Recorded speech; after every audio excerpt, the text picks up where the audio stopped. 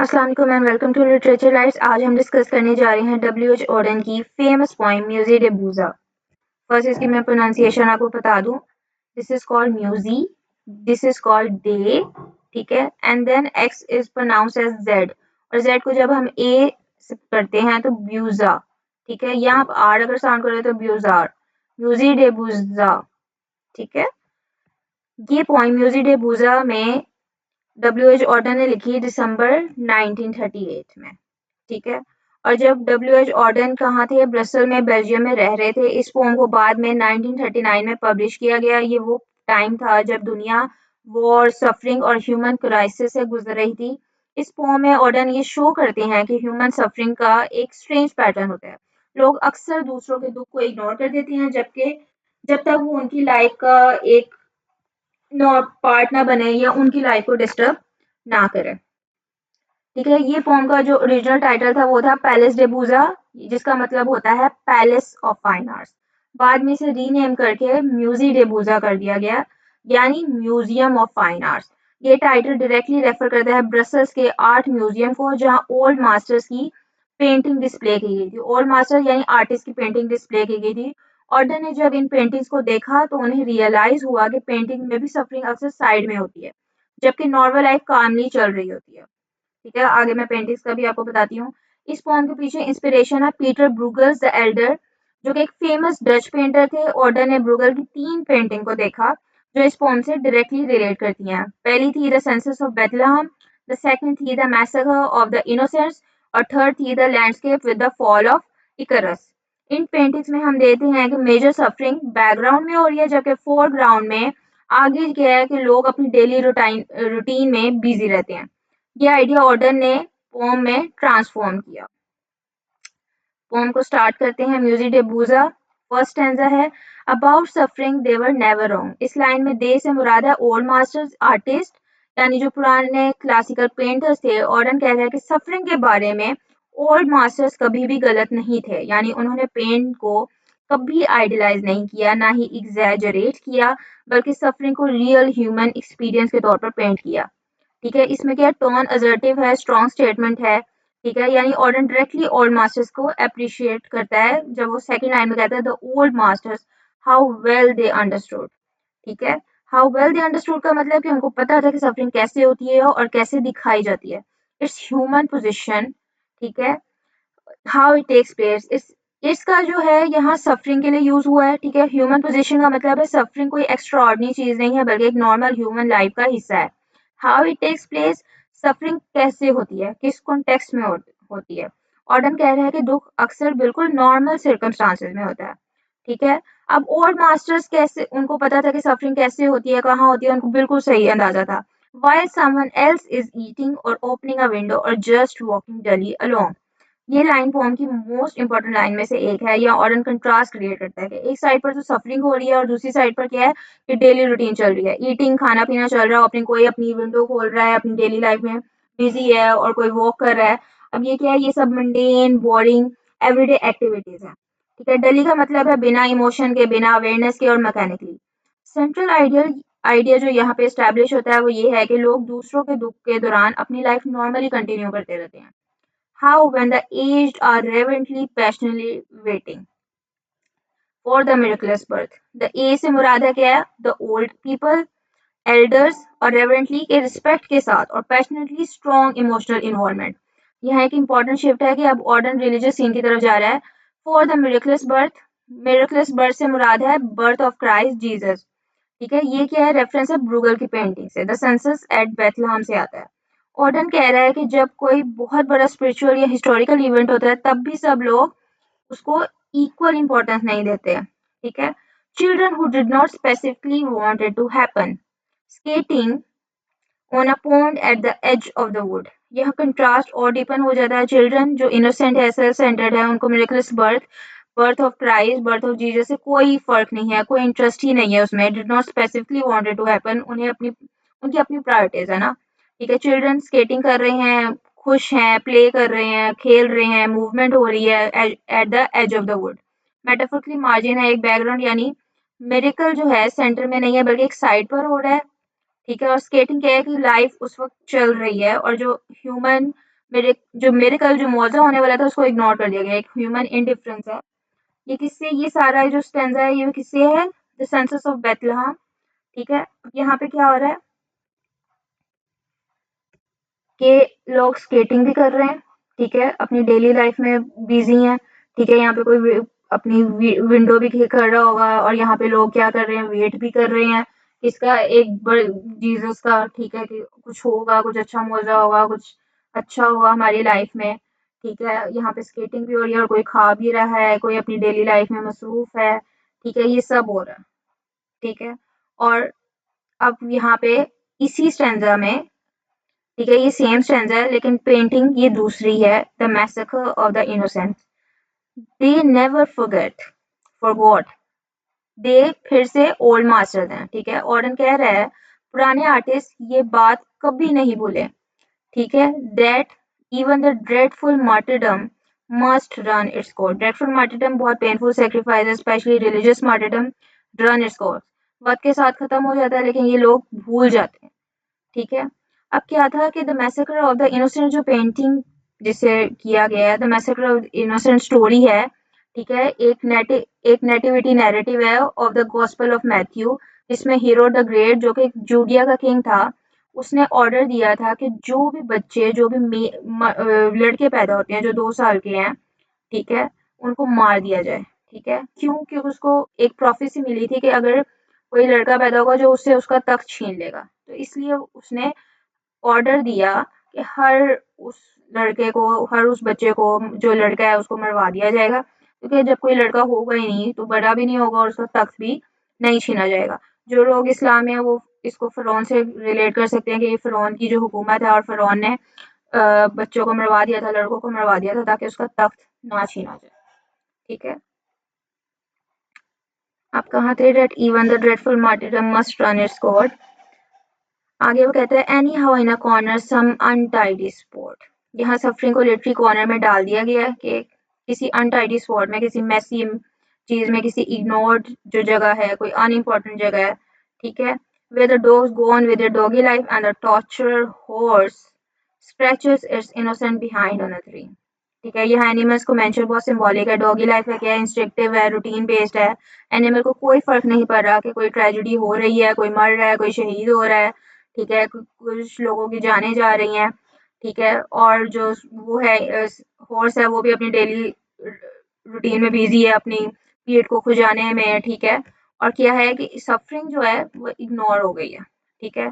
क्या है, doggy life भौंक रहा है अपने लिए, वो अपनी बिजी है, उसका यही काम है, इंस्टिंक्टिव उसको यही करना है, ठीक है? यहाँ पे घोड़ा है, ठीक है? वो भी अपनी लाइफ में बिजी है, लोग वेट कर रहे हैं, ठीक है? और सफरिंग कहाँ है? कहीं पीछे कहीं होगी, जिससे किसी को कोई फ़र्क ही नहीं पड़ रहा और डेली लाइफ रूटीन चली जा रही है। पेंटिंग में भी सब, जो पहली पेंटिंग में भी कि कुछ अगर गलत हो भी रहा है तो कहीं पीछे है, सब पहले, आगे क्या है, रूटीन में सब अपनी बिज़ी है, नॉर्मल पेंटिंग है, ठीक है? ये पूरा फर्स्ट स्टैंज़ा। अब सेकंड स्टैंज़ा की तरफ चलते हैं जो कि थर्ड पेंटिंग है, ठीक है? और ये किससे ली गई है? Third painting the landscape with the fall of Icarus, ठीक है? पहली 2 पेंटिंग्स को सोचा गया कि ये उसने पोएट ने, डब्ल्यू एच ऑर्डर ने इन 2 पेंटिंग्स को रिप्रेजेंट किया, लेकिन थर्ड पेंटिंग का उसने नाम ही ले लिया, ठीक है? तो कहता है इन ब्रूगल्स इकरस फॉर इंस्टेंस, ठीक है? उसने मतलब कि कह दिया कि जो ब्रूगल आर्टिस्ट है उसकी जो पेंटिंग है Icarus, for instance how everything turns away quite clearly. यहाँ ऑडियंस स्पेसिफिकली एग्जांपल देता है ब्रूगल की painting landscape with the fall of Icarus, everything turns away, literally कोई भी इकरस को नहीं देख रहा, मेटाफिजिकली सोसाइटी इग्नोर्स ट्रेजेडी, ठीक है? अब मैं इकरस के बारे में आपको बता दूं कि एक मेटाफोरिकल रेफरेंस है, ठीक है? इकरस जो था, आज हम जो पोम का जो लास्ट पार्ट को समझते हैं, जो ऑर्डन इकरस को रेफरेंस यूज करते हैं कि ग्रीक माइथोलॉजी के मुताबिक डेडलस एक मास्टर क्राफ्टमैन था जिसने लेब्रिंथ बनाया था और बाद में डेडलस और उसका बेटा जो इकरस था वो क्रेट में ट्रैप हो गए, ठीक है? बंद कर दिए गए। अब उन्होंने क्या किया, उसको भागने के लिए उसने क्या किया, डेडलस ने एक फेदर्स और वैग से पर बनाए, ठीक है? क्योंकि लैंड और सी दोनों उनके लिए बंद थे, जमीन भी और, ठीक है, और समुंदर भी। अब डेडलस ने इकारस को वार्न किया कि ज्यादा नीचे मत उड़ना वरना जो समुंदर की जो डैम्पनेस है, जो उसके जो पानी है, ठीक है, वो क्या करेगा, विंग्स को हैवी कर देगा। लेकिन ज़्यादा ऊपर भी मत उड़ना, वरना जो सन की, जो सूरज की जो हीट है, वो वैक्स को पिघला देगी। लेकिन इकरस ने इंस्ट्रक्शंस इग्नोर की। उसने ह्यूब्रिस यानी ओवर कॉन्फिडेंस के शिकार होकर सूरज के बहुत ज़्यादा करीब चला गया। उससे क्या हुआ कि जो वैक्स थी वो पिघल गई और इकरस डूब गया, ठीक है। अब ब्रूगस की पेंटिंग में ये ट्रेजेडी हो रही होती है, लेकिन जो प्लाउ मैन है, काम कर रहा होता है, शिप अपनी जर्नी कंटिन्यू करता है और नेचर बिल्कुल नॉर्मल रहता है। यहाँ इकरस क्या है कि ह्यूमन सफरिंग का सिंबल बन जाता है, एक ऐसी ट्रेजेडी जो बाकी दुनिया के लिए इम्पोर्टेंट ही नहीं है। ऑडियंस इस रेफरेंस के जरिए ये दिखाते हैं कि इवन अ ग्रेट फॉल अक्सर दुनिया के लिए सिर्फ एक माइनर इंसिडेंट होता है, ठीक है। यहाँ पे उसकी वो ये टांग दिखाई गई है कि बिल्कुल वो डूब गया, सिर्फ उसकी 2 टांगे हैं। और यहाँ पे क्या हो रहा है, प्लाउमैन है वो अपना काम कर रहा है, ठीक है, और यहाँ पे शिप चल रही है, ठीक है। यहाँ पे मैं आपको दिखा भी देती हूँ, ठीक है। Landscape with the fall of Icarus, ठीक है, एवरीथिंग टर्न्स अवे, लिटरली कोई भी इकरस को नहीं देख रहा। मेटाफिजिकली सोसाइटी इग्नोर्स ट्रेजेडी, ठीक है। क्वाइट लेयरली फ्रॉम द डिजास्टर, ठीक है, क्वाइट लेयरली आराम से बिना टेंशन के, ठीक है। डिजास्टर क्या है कि इकरस का जो फॉल है, जो उसकी डेथ, ठीक है। अब द प्लाउमैन में, ठीक है, हैव हर्ड द स्प्लैश, ठीक है। प्लाउमैन जो है वो वर्किंग क्लास मैन है, डेली लेबर में बिजी है, ठीक है। उसने क्या है, स्प्लैश गिरने की आवाज सुनी होगी। द फोरसेकन क्राई, जो अबैंडन क्राई है, उसकी पुकार है, उसकी हेल्प के लिए जो उसने आवाज दी, ठीक है, उसने सुनी होगी, ठीक है। But for him it was not an important failure, ठीक है। कि यहाँ एक मॉरल इंडिफरेंस क्लियर हो जाता है कि not an important failure Ploughman के लिए इररेलेवेंट था। सुन के अनसुना कर देना, कि पहले तो ये था ना कि पहली 2 पेंटिंग्स में कहीं पे सफरिंग पीछे हो रही थी और लोग अपनी डेली लाइफ में मसरूफ होते, यहाँ पे सुना गया होगा लेकिन अनसुना कर दिया, तो उसके लिए जरूरी नहीं है, ठीक है। अब कोई आसमान से रोज नहीं कोई गिरता या कोई इंसान नहीं आते, लेकिन उसके लिए जरूरी नहीं है कि उसको कोई फायदा नहीं मिल रहा ना, ठीक है। अब क्या है, सन शोन, इस सन का शाइन करने के नेचुरल न्यूट्रल है कि ट्रेजेडी के बावजूद सब नॉर्मल है ना, as it had to on the white legs disappearing on the green water. यहाँ पे भी दिखाया है कि जो वाइट लेग्स हैं वो क्या कि ग्रीन वाटर में डिसअपेयर हो रही है, कि आहिस्ता आहिस्ता वो डूब रहा है ना,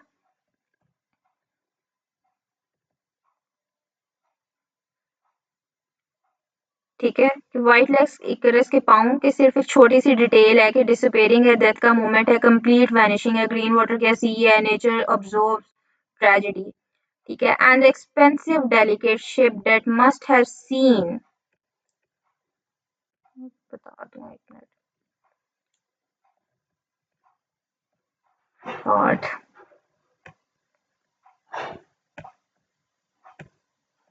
ठीक है। अब यहाँ पे आपको टेक्स्ट नहीं दिखेगा, water and expensive delicate ship that must have seen, यहाँ पे जो शिप है कि उसने भी देखा होगा, क्या देखा होगा कि जो शिप में क्या रिच पीपल हैं, सिविलाइजेशन है, एक पावर है, मस्ट हैव सीन, कि उन्होंने देखा तो होगा लेकिन उन्होंने क्या किया कि इसको इग्नोर कर दिया, ठीक है। अब समथिंग अमेजिंग, ठीक है, क्या इग्नोर किया कि समथिंग अमेजिंग, उन्होंने उस चीज को इग्नोर कर दिया, ठीक है। अब boy falling out of the sky, रोज लोग नहीं गिरते आसमान से, कोई बहुत ही बड़ा ये चीज है कि एक आसमान से कैसे एक बंदा कैसे गिरा है, कैसे आसमान से आया क्या है, ठीक है।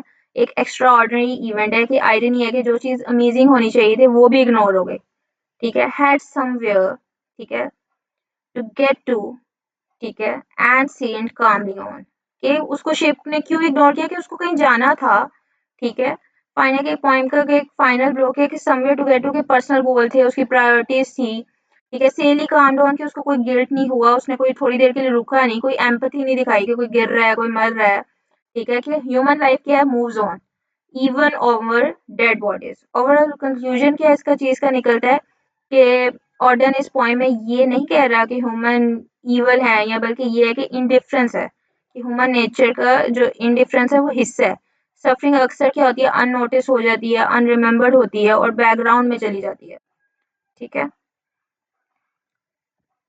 अब इसके अगर हम इस पोएम की फॉर्म और स्ट्रक्चर देखें तो ये पोएम फ्री वर्स में लिखी गई है, यानी इस पोएम में फिक्स राइम स्कीम नहीं है। पोएम 2 स्टैंजास पर मुश्तमिल है। पहले स्टैंजा में 2 पेंटिंग है, ठीक है, the census of Bethlehem the end the innocence of the Icarus, और फिर एक सेकंड स्टैंजा में एक पेंटिंग है, ठीक है, ये वाली पेंटिंग है। ठीक है, और ये पेंटिंग है the landscape with the fall of Icarus. तो ये 2 स्टैंजास हैं।